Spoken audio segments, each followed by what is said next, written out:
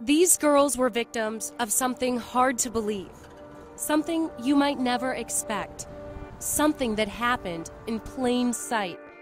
You are looking at girls who were held as slaves in America, not for a week or a month, but for years. Can you tell us about what it was like having someone else control all of your movements, everything you did? It was like being, being trapped, being in a cage. It's horrible.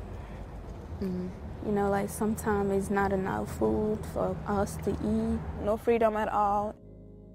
Nicole and Zena and another 20 girls like them were brought to the U.S. from their homes in the West African nations of Ghana and Togo nearly a decade ago. Barely teens, promised an American education. They were instead enslaved in Newark, New Jersey. What did the traffickers take from you? They took my childhood from me, my teenhood. They took it from me. They took my trust from me, and they took everything. They took everything away from me. The girls were forced to work in hair braiding salons, serving customers all day, right out in the open. Their captors took all the money the girls earned, every penny. How many days a week were you working? 7 days a week. How many hours a day? Sometimes 14 hours. This went on for 5 to 6 years. Traffickers held the girls in several houses in Newark and East Orange. The traffickers no longer live there. This is the neighborhood where these girls were being held, and just look at it.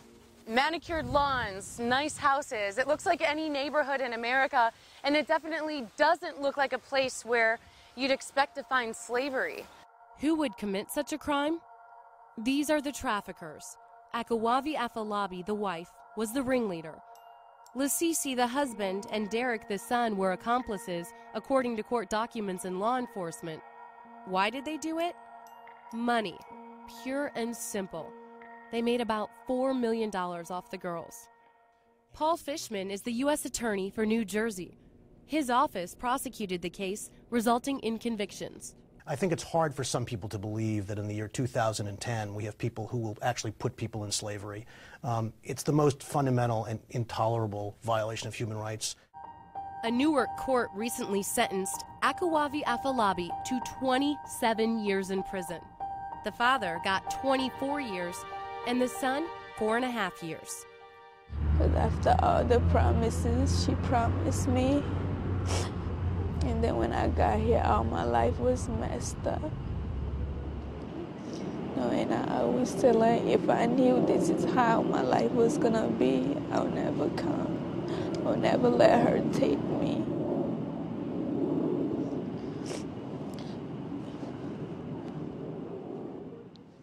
The fact that my clients could be in these hair salons for so many years braiding hair, as young as 9, 10, 11, is extremely frustrating, but it's not shocking. Human trafficking is extremely profitable. It's so profitable that we're seeing some drug traffickers get out of drug trafficking and into human trafficking. Zena took me on a walk where the girls used to walk every morning to work. From the house to the hair salon down the street. Slave girls walking in plain sight of an entire community. I always thought of running, but I ain't know nobody, and I didn't know where to go. Finally, after 5 years, a tip came to Immigration and Customs Enforcement, or ICE. These girls were shielded from the outside world, virtually hidden in plain sight. After months of surveillance, ICE agents raided the houses. Inside, they found the girls, mattresses on the floor, and filthy conditions. The traffickers had hidden bags of cash and the girls' passports. Something else the agents found? A notebook the girls used to track the tips they received at the hair salon.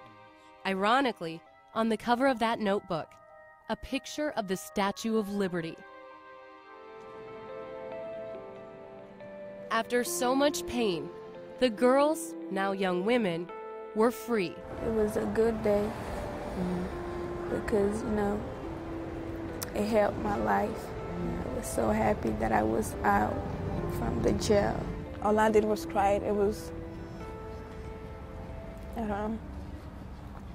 It was overwhelming. I told myself she finally got what she deserved.